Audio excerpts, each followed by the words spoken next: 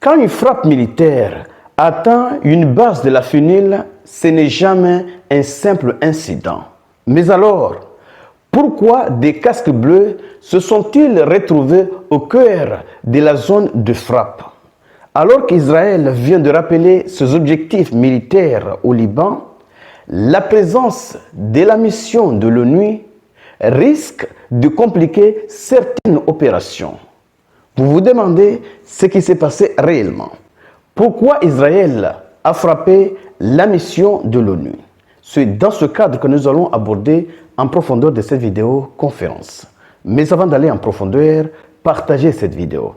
Et si vous ne faites pas partie de la communauté, il est temps de cliquer sur le bouton suivre pour rejoindre votre communauté. Allons-y directement dans les détails. Que disent les sources? Selon les sources, l'armée israélienne a frappé le quartier général du bataillon népalais opérant au sein de la FUNIL au sud de Liban. C'est de cela qu'il s'agit. Et des victimes ont été signalées, comme vous pouvez le constater sur cette image. Peut-être qu'il y a eu même du repos éternel, puisque c'est une frappe, vraiment une frappe de précision. Chez messieurs, Israël a des objectifs. Je vais vous lire ces objectifs. En tout cas, les objectifs qu'il vient d'annoncer pour bien comprendre que la présence de la mission de l'ONU au sud de Liban, une partie qu'Israël doit reprendre, complique certaines de ces opérations. Un haut responsable israélien à Action a déclaré: avant cette attaque, nous étions prêts pour un cessez-le-feu au Liban. Mais après elle, il n'y a pas de retour en arrière possible pour une opération massive. Et cette déclaration que je viens de vous annoncer est fausse. C'est une fausse déclaration. Je vais vous expliquer pourquoi. L'objectif est de prendre le contrôle du territoire, de repousser les forces du Hezbollah vers le nord et loin de la frontière et de démanteler ses positions militaires et ses dépôts d'armes dans les villages. Je crois qu'il fait allusion au village frontalier avec le nord d'Israël. Pourquoi je vous ai dit que cette déclaration est fausse? Parce que le ministre israélien de la guerre, Israël Katz, a déclaré: nous avions décidé de mener une frappe préventive contre le Hezbollah, mais il a anticipé en attaquant Israël en premier. Ils avaient même décidé de lancer une opération préventive. Donc il ne fallait pas venir nous dire que si le Hezbollah n'avait pas attaqué, il y aurait une possibilité de paix. Non. Ils avaient même déjà planifié une opération. Et d'ailleurs, depuis 2024, qu'ils ont conclu un accord de cessez-le-feu, Israël n'a jamais cessé de frapper les positions du Hezbollah. Donc, le Hezbollah est en train de se défendre tout simplement.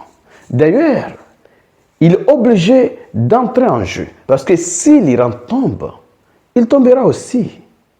Si Israël ne voit personne pour le déranger, il va se concentrer spécifiquement contre le Hezbollah.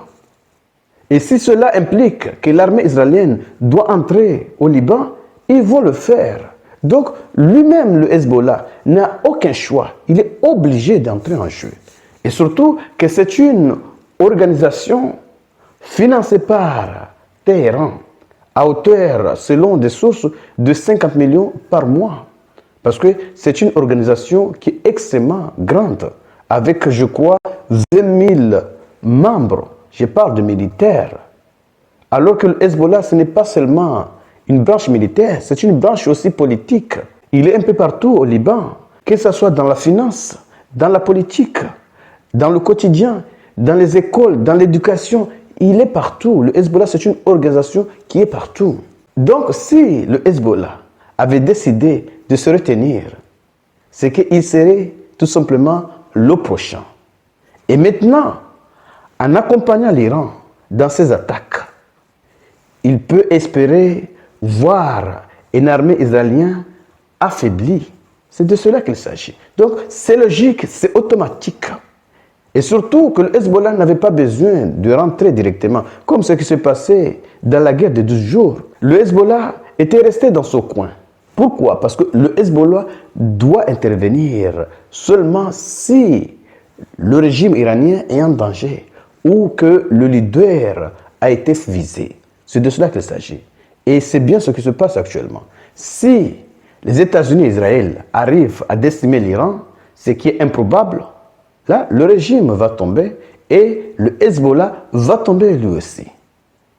Et bien sûr, l'élimination du guide suprême a conduit l'intervention automatique du Hezbollah. Lorsque le leader du Hezbollah a été éliminé, qu'est-ce que l'Iran avait fait? Avait lancé, je crois, 200 missiles vers Israël, sachant que s'il lance ces missiles, Israël allait riposter. Et c'est bien ce qu'Israël avait fait. Mais ils l'ont fait quand même. Donc c'est une logique. Et même le gouvernement libanais est impuissant dans cette affaire. Je demande chez messieurs, partagez cette vidéo au maximum pour faire en sorte que ceux qui ne sont pas encore abonnés puissent également bénéficier de ces informations. Parce qu'aujourd'hui, la bataillon népalais a été visée. D'autres bataillons seront visés. Et ce n'est pas la première fois que des militaires de l'ONU sont visés par l'armée israélienne. Parce que ces militaires dérangent l'avancement, la planification et les opérations israéliennes dans le sud libanais.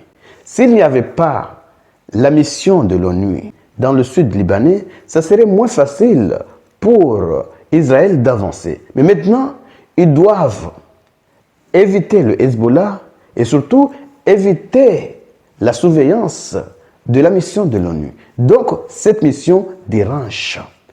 Ils ne vont pas accepter que c'est eux qui ont frappé cette bataillon, ou en tout cas, ils vont dire que c'est une erreur. Mais personne ne le sait. Parce que ce genre d'attaque pourrait pousser des pays à retirer leurs soldats. Et ça sera vraiment une victoire pour Israël. Je demande chez monsieur. Partagez la vidéo et surtout, restez connectés pour la suite des événements. Merci.